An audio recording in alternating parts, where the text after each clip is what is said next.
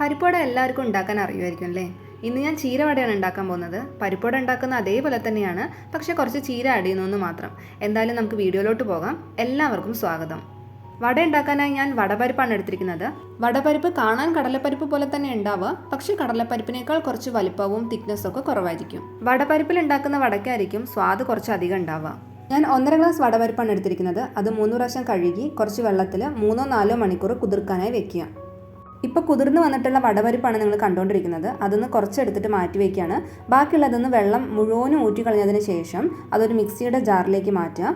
അതിലേക്ക് കുറച്ച് കറിവേപ്പില, വറ്റൽമുളക്, എരിവിന് ആവശ്യമുള്ളത് ചേർക്കാം കേട്ടോ. പിന്നെ കുറച്ച് പെരിഞ്ജീരകവും ചേർത്തിട്ട് ഇത് വല്ലാണ്ട് അരയണ്ട, കുറച്ച് തരിതരിപ്പായിട്ട് അരച്ചെടുക്കുക.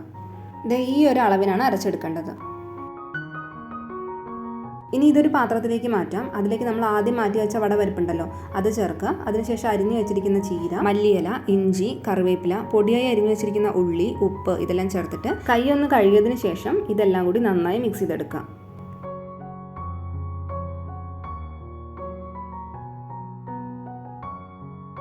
ഇനി ഇതിലേക്ക് കുറച്ച് പെരുങ്കായത്തിൻ്റെ പൊടി ചേർത്ത് വീണ്ടും നന്നായി ഒന്ന് മിക്സ് ചെയ്തെടുക്കുക.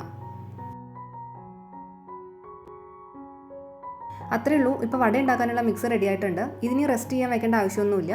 നിങ്ങൾക്ക് എത്ര വലിപ്പമുള്ള വട വേണോ അതിനനുസരിച്ചിട്ട് കുറച്ച് മിക്സ് എടുത്തിട്ട് അത് നന്നായിട്ടൊന്ന് ഉരുട്ടുക. എന്നിട്ട് ഇതാ കൈപ്പത്തിയുടെ ഉള്ളിൽ വെച്ചിട്ട് ഒന്ന് അമർത്തി കൊടുക്കുക.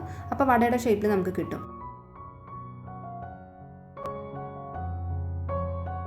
ഞാനിപ്പോൾ ഇവിടെ ഒരു 5 വട ഉണ്ടാക്കി വെച്ചിട്ടുണ്ട്. ഇത് നമുക്ക് ആദ്യത്തെ ട്രിപ്പിലൊന്ന് വറുത്തെടുക്കാം. അതിനായി ഒരു ചട്ടി അടുപ്പത്ത് വെച്ചിട്ട് ഫ്രൈ ചെയ്യാൻ ആവശ്യമുള്ള എണ്ണ ഒഴിച്ചു കൊടുക്കുകയാണ്. എണ്ണ ചൂടായി വരുമ്പോഴത്തേനും അതിലേക്ക് കുറച്ച് കറിവേപ്പില ഇട്ട് കൊടുക്കുക. അതിനുശേഷം റെഡിയാക്കി വെച്ചിരിക്കുന്ന വട ഇട്ട് കൊടുക്കുക.